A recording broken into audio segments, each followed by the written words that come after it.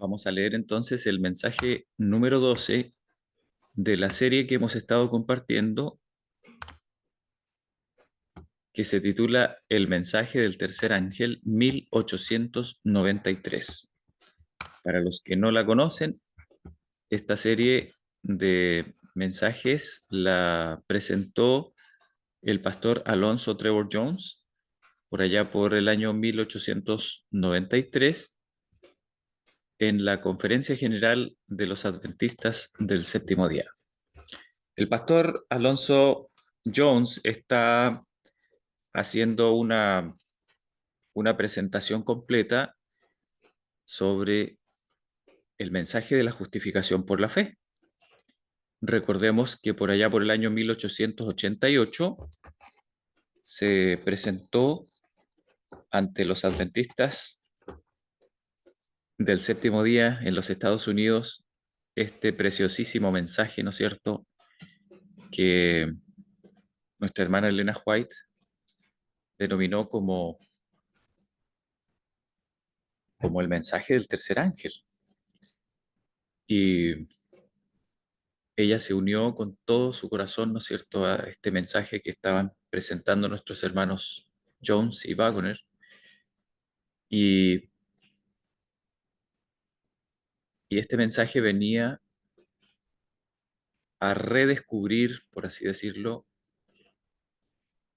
el hermoso mensaje de la justicia de Cristo. Pero nos damos cuenta que, tal como lo presentaron nuestros hermanos Wagner y Jones, difería este mensaje de la justicia de Cristo del mensaje de la justificación por la fe que venían presentando nuestros hermanos evangélicos,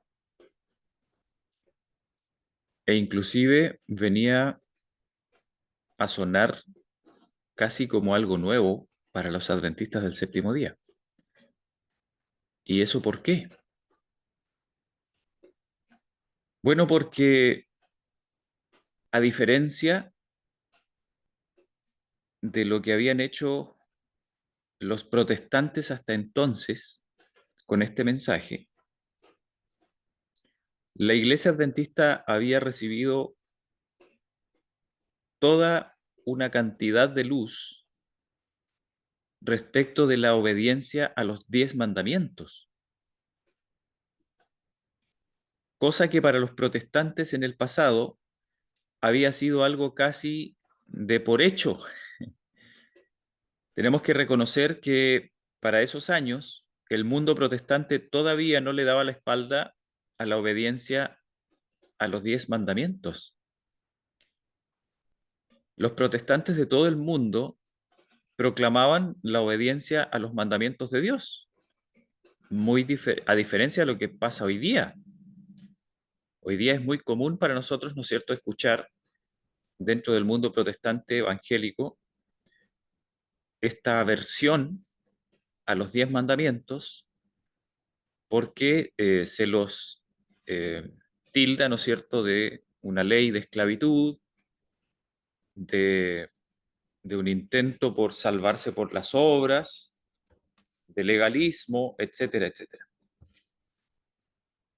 La Iglesia Adventista, cuando redescubrió, por así decirlo, el sábado, no estaba eh, proponiendo una salvación por obras, ni un arreglo a través del cual el ser humano mejoraba su posición ante Dios por la obediencia a los 10 mandamientos, sino que simplemente la Iglesia Adventista venía a afirmar la verdad de que, así como todo el mundo cristiano protestante proclamaba una firme adhesión a los mandamientos de Dios en su tiempo, también debíamos hacerlo con el cuarto mandamiento tal cual estaba en la Biblia.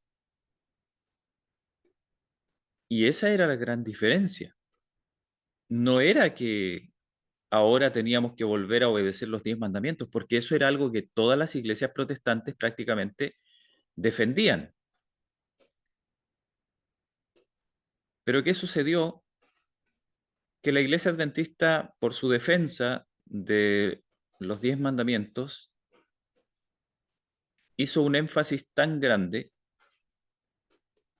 se volvió tan fuerte la predicación de la obediencia a los 10 mandamientos,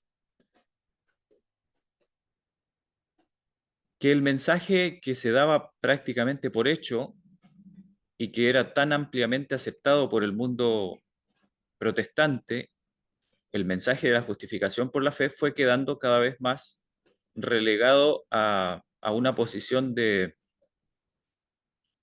obviedad, de, de público conocimiento, ¿no es cierto? Algo que se supone que todos manejaban, pero en realidad lo que sucedió es que se fue apagando ese mensaje. Y así el Señor vio necesario traer a estos dos siervos, el pastor Wagoner y Jones, a redescubrir el mensaje de la justificación por la fe. Pero lo interesante es que este mensaje fue rechazado, al menos en gran parte, o por lo menos no fue recibido como Dios esperaba que fuese recibido. El mensaje de la justificación por la fe fue inclusive ridiculizado tal cual lo presentaron estos dos pastores. No es que nuestros hermanos adventistas no creyeran en el mensaje de la justificación por la fe, no, no, no. Ellos sí creían que somos justificados por fe y no por obras. Sin embargo, el mensaje de la predicación de la obediencia a los 10 mandamientos era tan, pero tan, tan fuerte y había llenado tanto los púlpitos adventistas y los adventistas se habían llegado a identificar de tal manera con el mensaje de los 10 mandamientos, y en especial el sábado, que un mensaje de justificación por la fe y no por las obras venía a sonar casi contradictorio. Ahora, esos prejuicios y ese cambio de paradigma fue tan grande, tan chocante, que hasta el día de hoy hay muchas personas que no logran conciliar las dos visiones.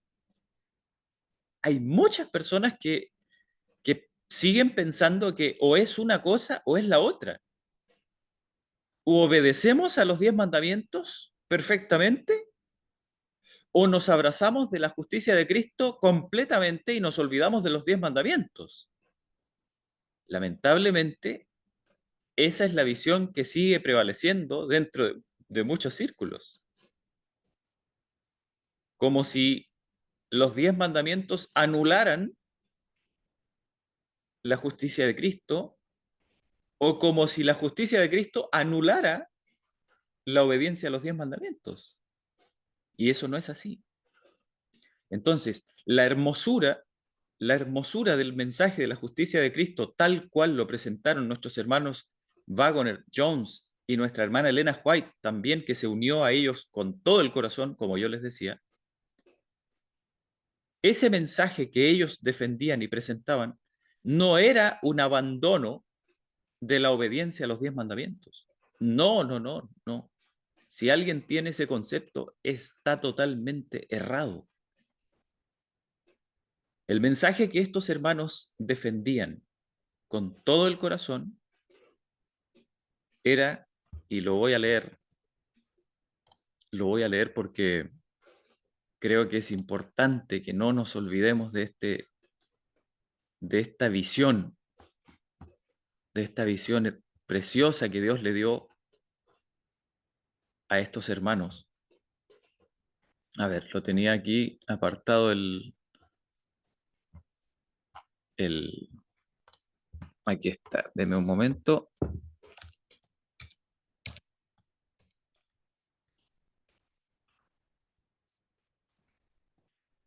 Lo leo de eventos de los últimos días, la página 171. Miren lo que dice. En su gran misericordia, el Señor envió un preciosísimo mensaje a su pueblo por medio de los pastores E. J. Waggoner y A. T. Jones.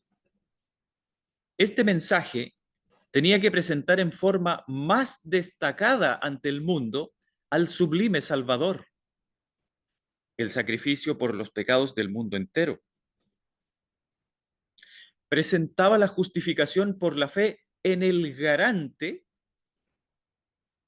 invitaba a la gente a recibir la justicia de Cristo que se manifiesta en la obediencia a todos los mandamientos de Dios. Y la cita sigue, hermanos, pero si yo la sigo, nos vamos a olvidar de esta parte central. Mire lo que dice. Presentaba la justificación por la fe en el garante,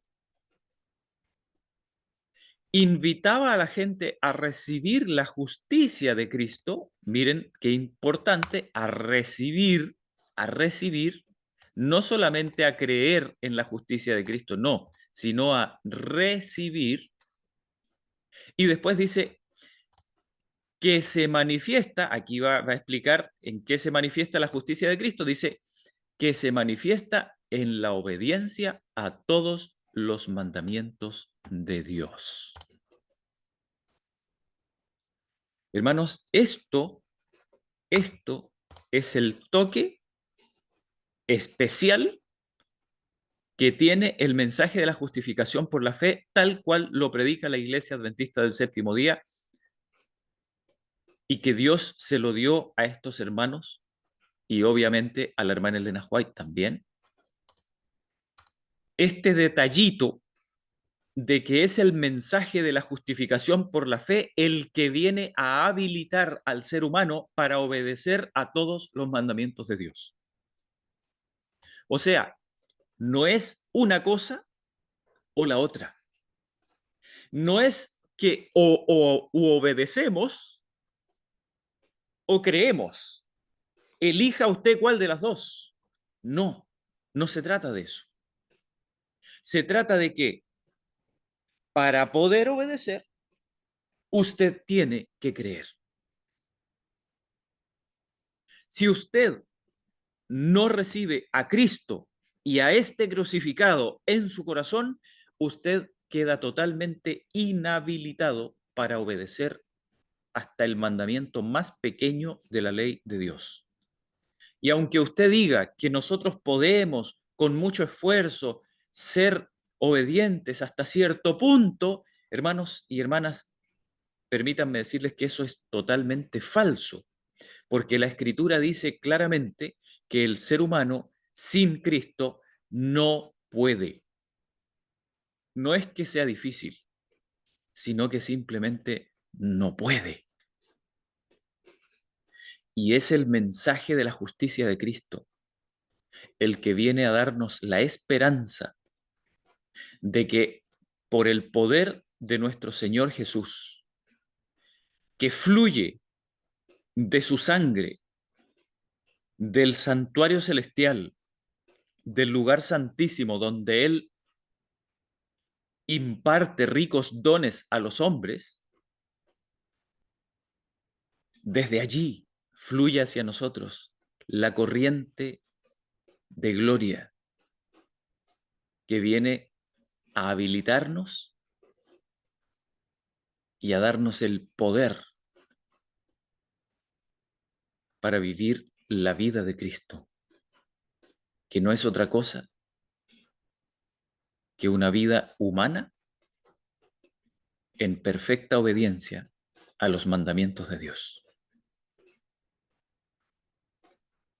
Es lo que le llamamos el carácter de Cristo y es lo que le llamamos la gracia de Dios. Y hermanos, pensando en estas cosas, yo quisiera leer, compartirles el mensaje de hoy día, que es el mensaje número 12. Les dije yo, ¿no es cierto? Ahí espero que se esté viendo bien en la pantalla.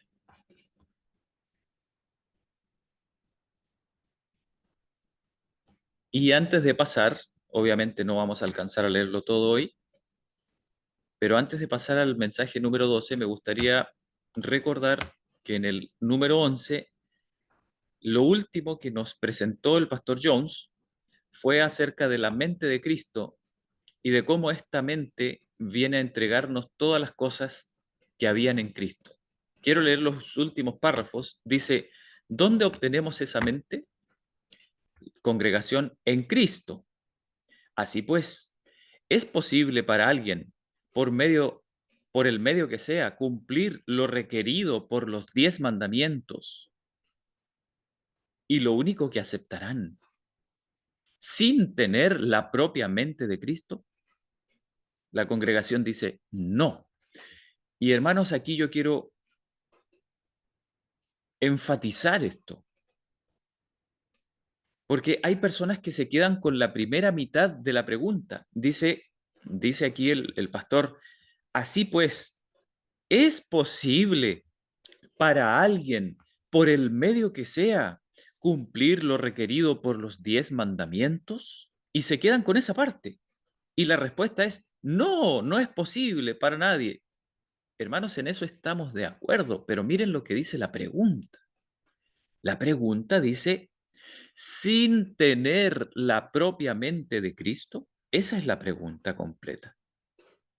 O sea, el pastor no está hablando de la imposibilidad total del ser humano de vivir a la altura de los mandamientos de Dios. No está hablando de eso.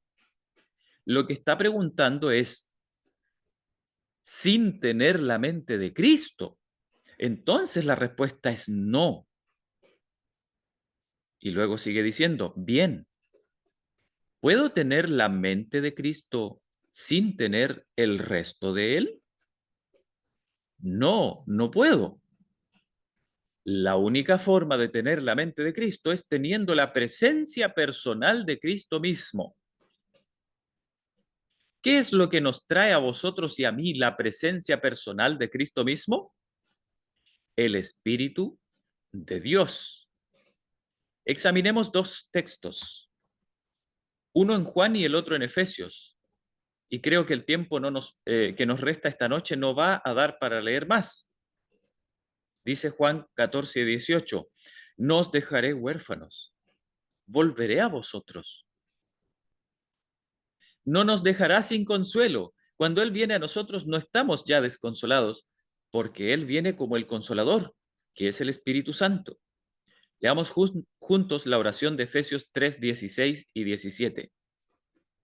Que os dé, conforme a la riqueza de su gloria, el ser fortalecidos con poder en el hombre interior por su espíritu. Miren qué importante, hermanos. Ese hombre interior del cual habla Romanos 7, ¿se acuerdan?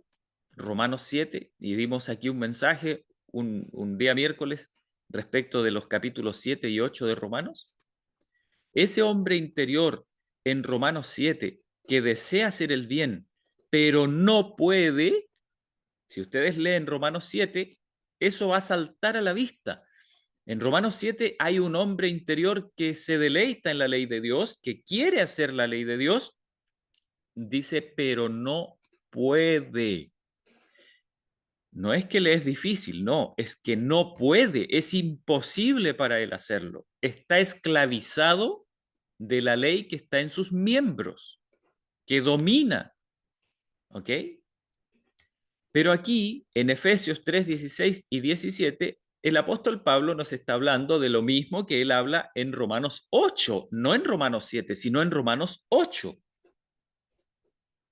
Dice, el ser fortalecidos con poder en el hombre interior por su espíritu. O sea, ese hombre interior que estaba esclavizado en Romanos 7, ahora viene a ser fortalecido con poder. Eso que no tenía el hombre de Romanos 7, eso ahora viene a tenerlo por la riqueza de su gloria. Y dice, que habite Cristo por la fe en vuestro corazón. O sea, para el apóstol Pablo, que el hecho de que Cristo habite por la fe en nuestro corazón viene a ser poder, poder para el hombre interior, por su espíritu. Poder, cosa que no tenía antes de recibir a Cristo. Tenía el deseo, sí, porque cuando viene la ley, que la trae el Espíritu, la ley la trae el Espíritu, por si acaso no la trae nadie más, la trae el Espíritu, es el Espíritu el que presenta la ley a nuestros corazones. Ese Espíritu trae la ley y trae también el deseo de cumplir la ley, pero el ser humano no puede, mientras que no venga Cristo a habitar en su corazón. Cuando Cristo viene a habitar en el corazón, es Cristo el que puede, no el ser humano. Y es allí donde el hombre interior es fortalecido, empoderado, y entonces, con Cristo y en Cristo, es que surge la obediencia verdadera en la vida del cristiano. Sigue diciendo, recibimos la promesa del Espíritu mediante la fe, pero ¿quién nos la trae? El Espíritu de Dios. Y cuando tenemos eso, Cristo mora en el corazón. Por lo tanto, es el Espíritu Santo quien trae la presencia personal de Jesucristo. Y al traernos su presencia personal, lo tenemos a Él mismo. Así es, así es con la mente de Cristo con la que podemos comprender, investigar, revelar las cosas profundas de Dios que Él trae a nuestra comprensión y expone en su llaneza ante nosotros, perdón.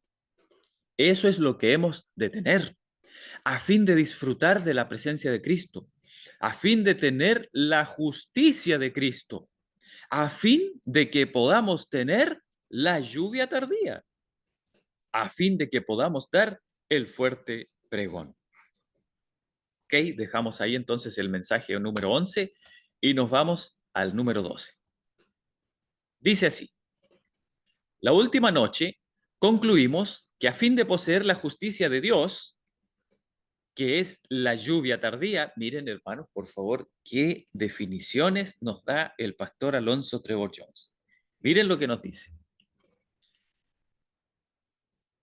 Concluimos que a fin de poseer la justicia de Dios, que es la lluvia tardía, que es la preparación para el fuerte pregón, es imprescindible que tengamos la mente de Cristo. Hermanos, ¿se dan cuenta del lenguaje que está usando este hombre? Él está hablando de tener, no está hablando de creer y que esos asuntos estén allá en el cielo lejos de nosotros. No, él nos habla de tener, de poseer esas cosas en nuestras propias vidas. No son nuestras, son de Cristo, pero las llevamos puestas. Mire lo que dice. Ese es precisamente el consejo que se nos da en las Escrituras. Haya en vosotros el mismo sentir, la mente, ¿no es cierto?, que hubo en Cristo Jesús. Filipenses 2, 5 al 8. Según ese pasaje, ¿cuál es el efecto que produce la mente de Cristo? ¿A qué lo llevó a él? A vaciarse de sí mismo. Cuando su mente esté en nosotros, ¿cuál será el efecto? El mismo, vaciarnos del yo.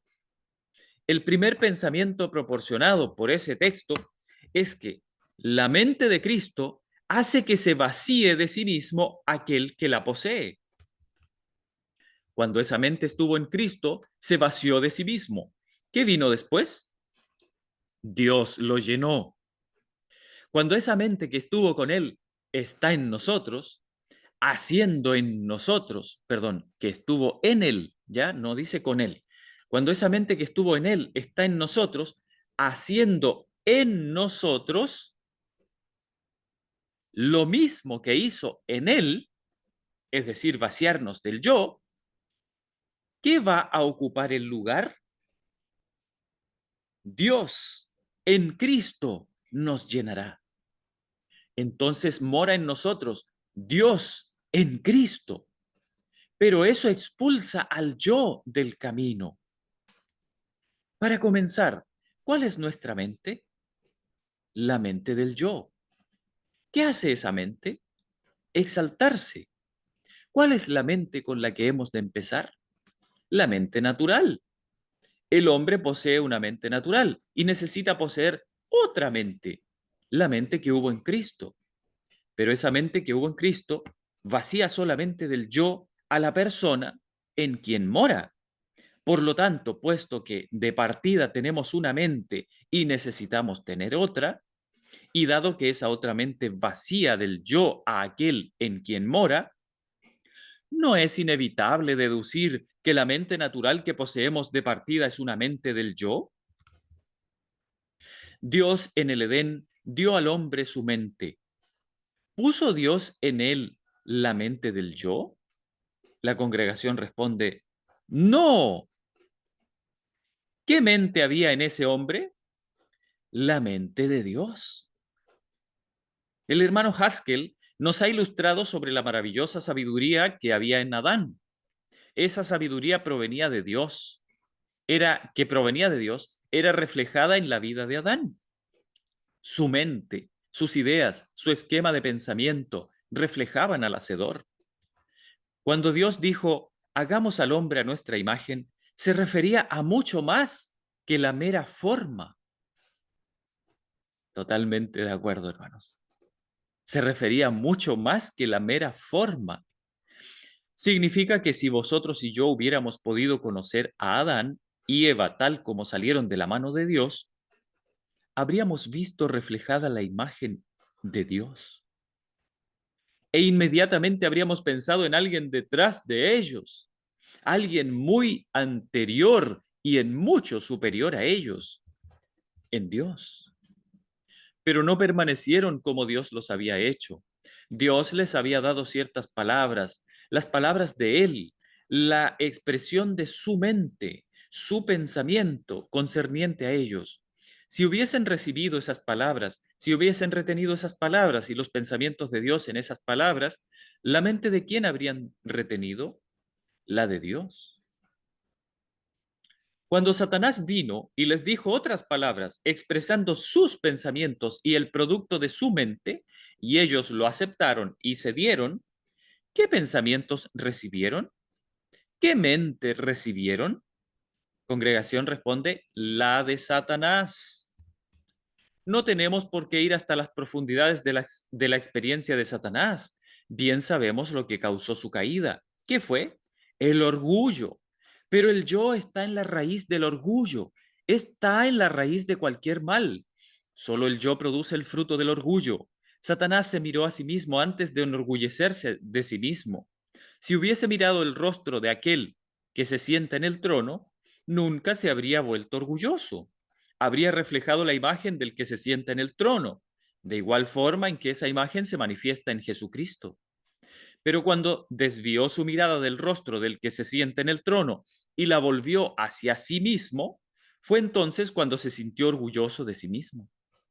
Fue entonces cuando consideró su hermosura y su corazón se exaltó debido a su belleza, comenzando a darse crédito por lo que él era. Lo que él era procedía de Dios, pero Lucifer se atribuyó a sí mismo el crédito por todo lo que era. ¿Acaso en ello no se consideró como si existiese por sí mismo, poniéndose de hecho en el lugar de Dios? Pero procedió del yo, que es el resumen de todo lo que importa. Dijo, seré como Dios, seré semejante al Altísimo, ocuparía el lugar de Cristo, y todo el que ocupa el lugar de Cristo se coloca en el lugar de Dios, porque Dios está en Cristo. Siendo eso así, siendo esa la mente de Satanás, cuando vino a nuestros primeros padres y ellos recibieron esa mente, ¿de qué mente se trataba? de la mente del yo, puesto que es la mente de Satanás quien encarna al yo, y les presentó la misma ambición que presentó ante sí mismo, y que le hizo ser lo que es. No moriréis, sino que Dios sabe que el día que comáis de él serán abiertos vuestros ojos, y seréis como Dios, conocedores del bien y del mal. Cuando la mujer vio que el árbol era bueno para comer, agradable a los ojos y codiciable para alcanzar sabiduría, codiciable, ¿para qué? Para alcanzar sabiduría, para alcanzar sabiduría. ¿Como quién? Como Dios. Seréis como Dios, sabiendo más de lo que ahora sabéis, conociendo tales y tales cosas. Oh, si ese árbol es deseable para proporcionarme ese conocimiento, esa sabiduría, y ese árbol es el canal mediante el cual puedo alcanzar ese objetivo de ser como Dios, así, ¿cuál es la mente que hay en nosotros? Congregación responde, el yo. La mente natural es la mente de Satanás, la del yo. El Señor no los abandonó. De haberlo hecho, nunca habría podido haber en la mente de ningún ser humano en este mundo otro impulso distinto del de Satanás, perdón, del de Satanás mismo, ya que la mente natural es toda ella del yo y de Satanás. Pero Dios dijo, desharé eso. Enemistad pondré entre ti y la mujer, y entre tu descendencia y su descendencia. Génesis 3:15. Dios puso allí la enemistad, el odio contra el poder de Satanás, el aborrecimiento hacia las cosas que caracterizan esa mente. Dios ha implantado allí esa enemistad, y esa es la fuente de todo impulso hacia el bien, hacia la rectitud o hacia cualquier cosa noble que exista en la mente del hombre alguno, de hombre alguno en este mundo.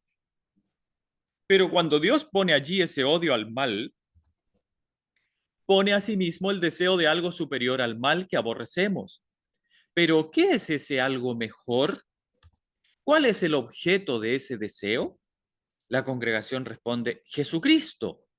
Jesucristo y su presencia, la mente de Dios, vuelve al lugar del que fue desalojado. La imagen de Dios vuelve al lugar del que fue borrada por ese engaño de Satanás. Cristo es la imagen de Dios, la imagen expresa de su persona.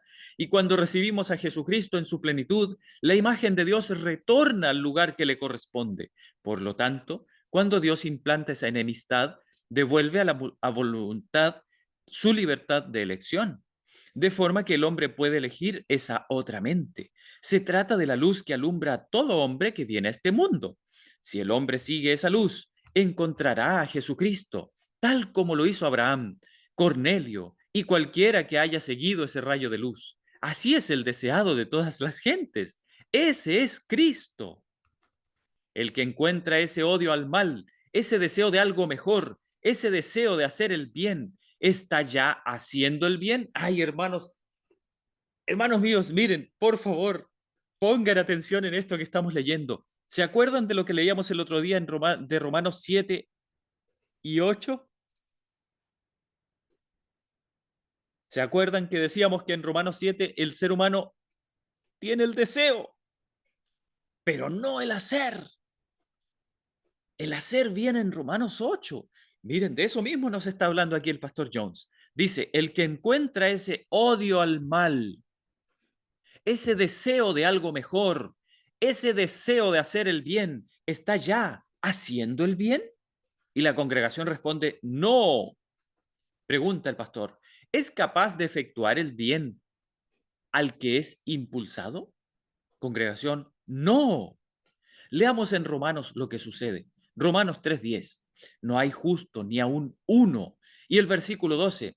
Todos se desviaron, se echaron a perder. No hay quien haga lo bueno. No hay ni aún uno. ¿Es eso cierto? Sí, responde la congregación. Entonces, ¿cómo podemos hablar de un pagano haciendo el bien? ¿Hace el bien? No hay quien haga lo bueno. No hay ni aún uno. Una voz dice, si un hombre tiene a Cristo, puede hacer el bien. El pastor dice, pero si tiene a Cristo, ya no es pagano. Estamos hablando de los paganos. No, incluso eso es innecesario. No necesitamos ir a los paganos a inquirir. Nos basta con ir a los judíos. Aquí hay uno que fue judío, como vosotros y yo. Romanos 7:14. Aquí está hablando de Romanos 7, ¿se fijan? Dice, sabemos que la ley es espiritual, pero yo soy carnal, vendido al pecado. La mente carnal es la mente natural. ¿Qué mente es esa? La de Satanás, la del yo. Bien, leamos más. Lo que hago no lo entiendo, pues no hago lo que quiero, sino lo que detesto. Eso hago. ¿Qué es eso que hace? ¿Aún detestándolo? ¿El bien? No, es el mal, la injusticia. Y hermanos, esto es importantísimo. Tanto para el pastor Jones como para el pastor Wagoner, la palabra justicia equivale o es sinónimo de hacer el bien. Y hacer el bien según Dios, no según el ser humano. Y por lo tanto, la palabra injusticia es hacer el mal, violar la ley de Dios. Ok, sigamos. Pregunta, ¿qué es lo que quiere hacer? Congregación, el bien. ¿Qué es lo que en realidad hace? Congregación, el mal. ¿Qué es lo que detesta? El pecado. Detesta el mal, el error, la iniquidad. ¿Pero qué es lo que hace? El mal, lo incorrecto. Así, ¿cuánto bien es capaz de realizar el hombre natural? Ninguno. Aunque odia el mal, ¿cuánto bien hace? Ninguno. Desearía hacerlo, pero ¿cuánto del bien que desea logra hacer? Ninguno. ¿Es así, congregación? Así es. Así lo declara la Biblia. Entonces, ¿qué sentido tiene que alguien hable de un pagano haciendo el bien o del judío haciendo el bien? O de cualquier hombre que tenga solo la mente carnal y que por lo tanto es un hombre natural, ¿podrá hacer el bien? No estamos hablando aquí de lo que el hombre conoce, tampoco de si tiene o no impulsos hacia el bien. No es esa la cuestión. ¿Se fijan, hermanos? Que el hecho de que un ser humano tenga deseos de hacer el bien, eso no significa que haya sido transformado por completo. Eso no significa que Cristo esté viviendo en él. Simplemente significa que ese ser humano ha visto a Cristo. Significa que ese impulso que Dios puso en el ser humano cuando, cuando Dios puso enemistad entre él y la serpiente, ese impulso está reviviendo, ese impulso está manifestándose, pero eso no significa que Cristo está viviendo en él.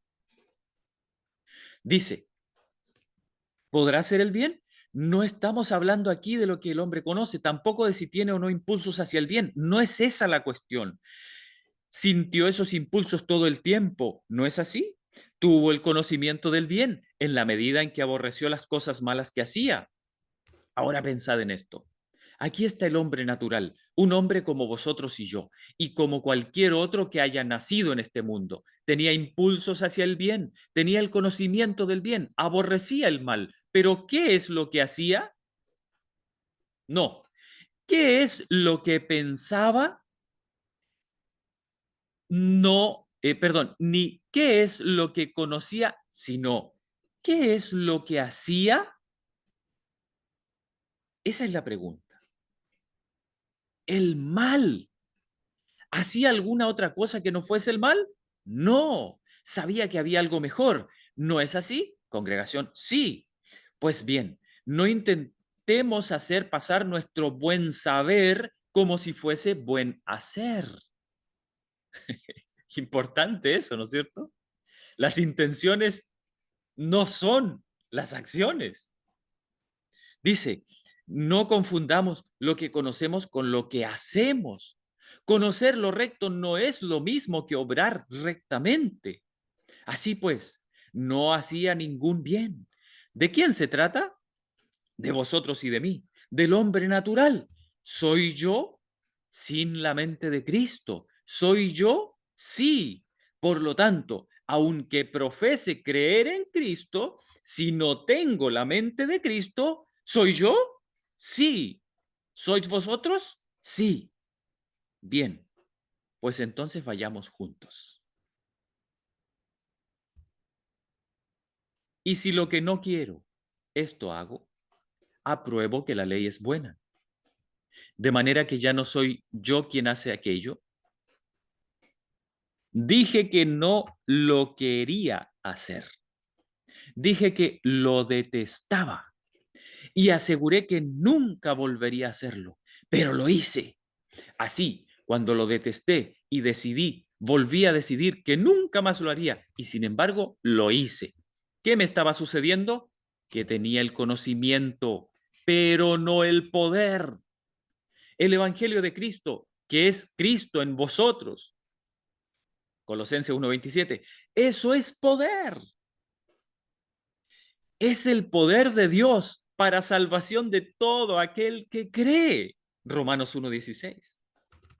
Resulta, pues, que el hombre natural no es libre. ¿Os parece que lo es? No. No está en la condición de poder hacer aquello que querría.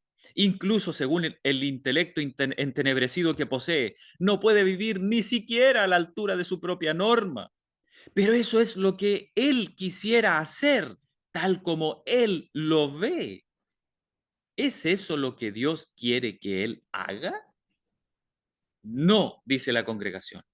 ¿Y de la forma en que Dios quiere que lo haga? No, la congregación otra vez. ¿Cuál es la práctica del bien que hemos de tener? Congregación responde, la de Dios. Sí, puesto que es la justicia de Dios la que hemos de tener. Y la justicia es la práctica del bien, incluso con la luz que Dios ha hecho brillar en nuestros corazones. Nuestra comprensión es extremadamente lenta. Por lo tanto, ¿dónde está la práctica del bien de cualquier hombre en este mundo que no tenga la mente de Cristo? Aquí cita una escritura, el pastor dice, y yo sé que en mí, esto es, en mi carne, no habita el bien. Esto es de Romanos 7. Dice, porque el querer el bien está en mí, pero no el hacerlo. ¿Qué es lo que está en nosotros? El querer hacer el bien. ¿Qué fue, pues, lo que logró la implantación de esa enemistad contra Satanás? ¿No es acaso poner al hombre en libertad para elegir? Sí. ¿Fue algo más que eso? No. Pensad detenidamente en esto, en este punto. Por supuesto, hay otras cosas más, pero ¿logró eso capacitar al hombre para hacer lo correcto y glorificar a Dios? ¿Logró algo más que no fuera devolverle la libertad para que pudiera elegir a qué amo serviría? La congregación dice, no. Puso allí la enemistad y le dio el conocimiento de algo mejor. Proporciona el odio al mal, lo guía hacia lo bueno, pero ¿lo capacita para hacer lo bueno? No, dice la congregación. Ahora otro pensamiento. Odia el mal y declara que no volverá a hacerlo. Sin embargo, en contra de su voluntad y en contra y de todo cuanto se propone, lo practica. Entonces, ¿qué es y quién es el que lo comete realmente? La congregación dice, el pecado que mora en mí. ¿Quién es el que rige? La congregación responde, Satanás. ¿Quién es el amo de ese hombre? La congregación dice, Satanás. Cuando el hombre es liberado de esa mente carnal, de esa mente del yo y de Satanás, ¿quién controla su mente? ¿Quién es ahora su amo? La congregación responde, Cristo. Sí, es Él es quien lo libera. Es Cristo Jesús. Cuando somos liberados de la servidumbre a Satanás, somos hechos siervos de otro amo. La servidumbre a Satanás es esclavitud y ruina. La servidumbre de Cristo es libertad y vida eterna, alegría eterna y prosperidad eterna. Avancemos algo más en ese pensamiento. Cuando teníamos la mente de Satanás y él era el amo, decíamos que haríamos esas cosas malas, pero es precisamente lo que hacíamos. ¿Quién obraba? Perdón, leí mal, discúlpenme. Dice, decíamos que no haríamos esas cosas malas, pero es precisamente lo que hacíamos. ¿Quién obraba? Congregación, el pecado que mora en mí. Decíamos que haríamos este y aquel bien, pero no lo llegábamos a hacer.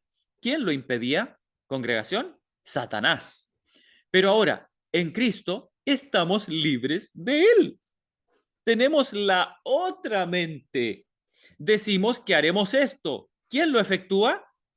Congregación, Cristo.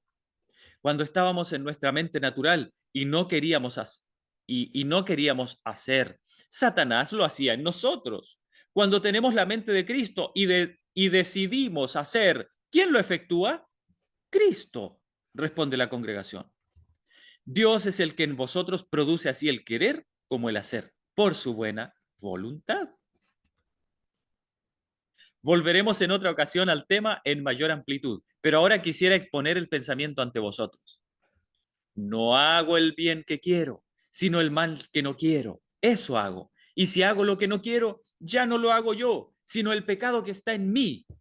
Así que queriendo yo hacer el bien, hallo esta ley, que el mal está en mí, pues según el hombre interior, me deleito en la ley de Dios, pero veo otra ley en mis miembros que se revela contra la ley de mi mente y me lleva cautivo a la ley del pecado que está en mis miembros. Miserable de mí, ¿quién me librará de este cuerpo de muerte? ¿Cuál es la condición del hombre que tiene solo la mente natural? La congregación responde, miserable.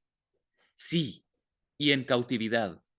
Cuanto mayor sea el odio al mal, más miserable su condición, ya que no existe liberación de ese estado en cualquier cosa que el hombre pueda hacer por sí mismo.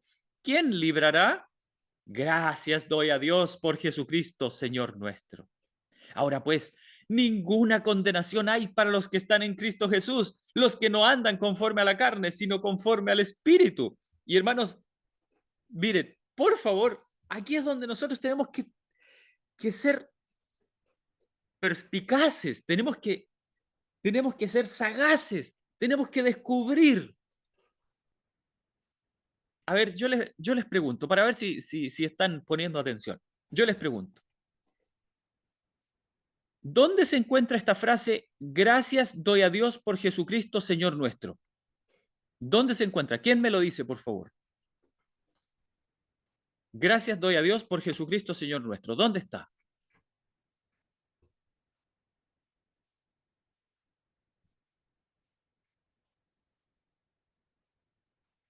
A ver, ¿quién me ayuda? Por favor. Una pista. Todo lo que estaba leyendo en el último párrafo son palabras de Romanos 7. Es de Romano 8. No, no es Romanos 8. Mire al final de Romanos 7, por favor. Al final de Romanos 7. Yo les pido, por favor, que tengan sus Biblias por ahí a mano. Al final de Romanos 7. Miren cómo... Romanos 7, ¿Sí? ¿Perdón? Romanos 7:25. Ok, Romanos 7:25. Hermana, por favor, léame Romanos 7:25. Gracias doy a Dios por Jesucristo nuestro Señor. Así que yo mismo, con la mente de la ley, perdón, con la mente sirvo a la ley de Dios, más con la carne a la ley del pecado. Ok, hermana, mire, yo les pregunto ahora, ¿dónde puso el pastor Jones esa frasecita? Así que yo mismo con la mente sirvo a la ley de Dios y con la carne a la ley del pecado. ¿Dónde puso esa frase aquí? ¿Dónde está esa frase aquí? Miren, aquí dice, gracias doy a Dios por Jesucristo, Señor nuestro. Ahí debería venir la frase, ahora. Pero miren lo que sigue. Ahora pues ninguna condenación hay para los que están en Cristo Jesús, los que no andan conforme a la carne, sino conforme al Espíritu. ¿Qué hizo aquí el pastor Jones? ¿Qué es lo que hizo, hermanos?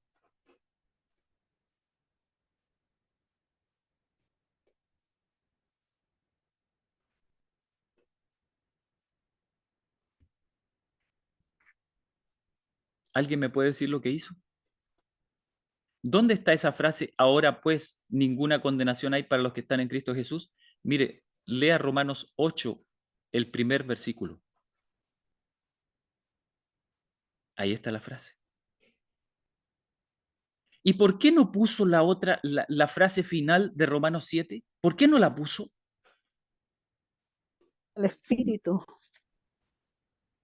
¿Por qué no la puso? Hermanos, ¿saben por qué no la puso? Porque el pastor Jones tenía muy claro,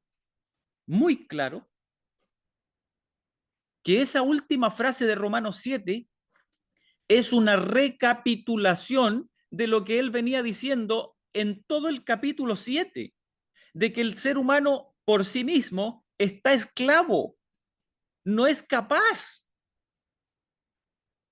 no es capaz. Por lo tanto, él saca esa frase porque él sabe que el apóstol Pablo está usando un, un recurso literario.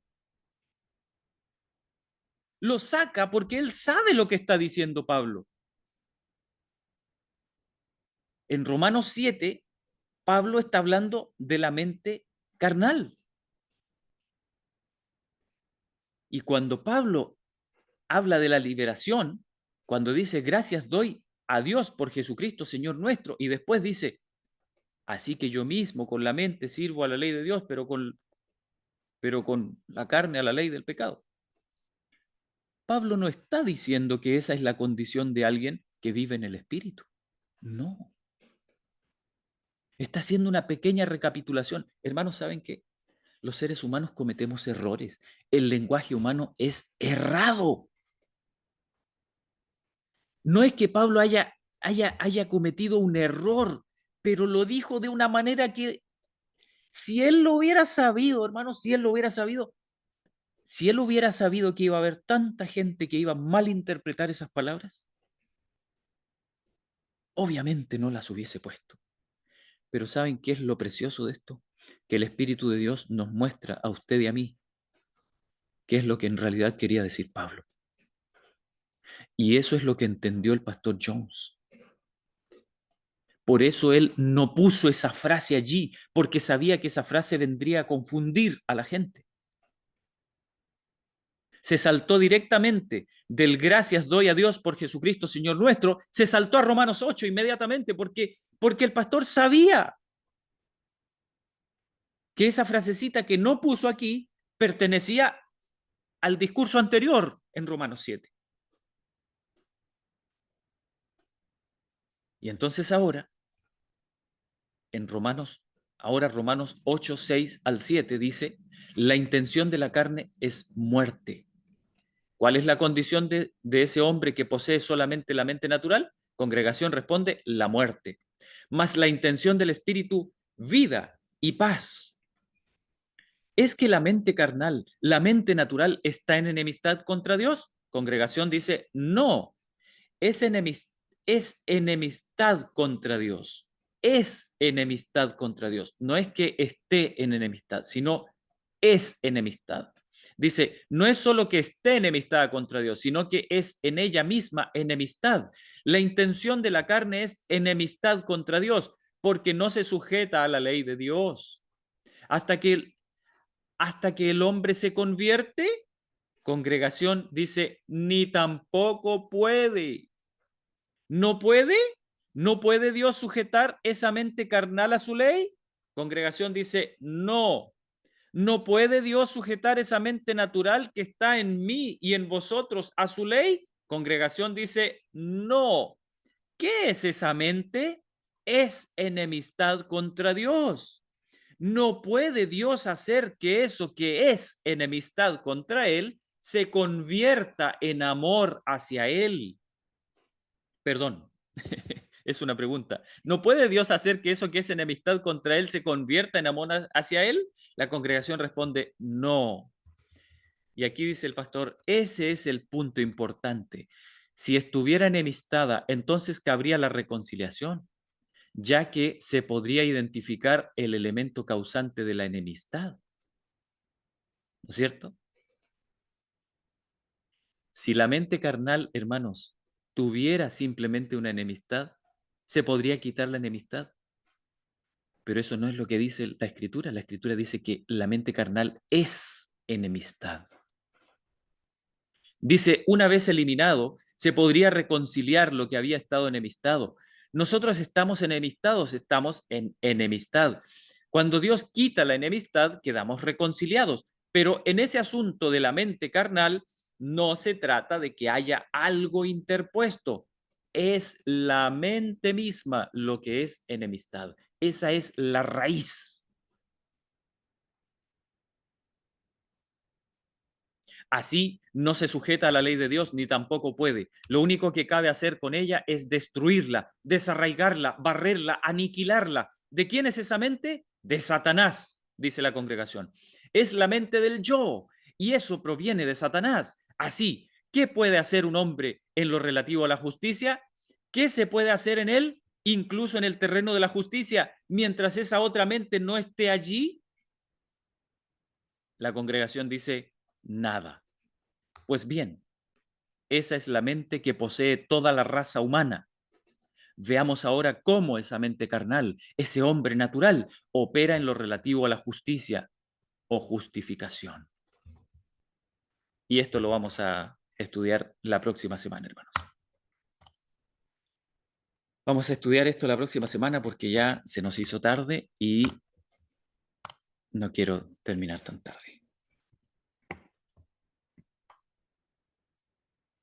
Lo vamos a dejar guardado ahí. No nos olvidemos, por favor, estuvimos leyendo acerca de la condición del ser humano en su mente natural, en su mente carnal. Y cómo el pastor Jones identificó Romanos 7 con esa condición. ¿Ok? Lo dejamos ahí. Dejo de compartir la pantalla. Oremos, hermanos. Nuestro amado Padre Celestial, te doy gracias por tu palabra. Gracias también por estos mensajes de estos siervos tuyos que sin duda tú los ungiste con tu espíritu y los trajiste a tu pueblo para dejar bien arraigado este mensaje tan precioso. Este mensaje que sacudirá al mundo, pero no tanto por las palabras y los argumentos, como dice tu sierva,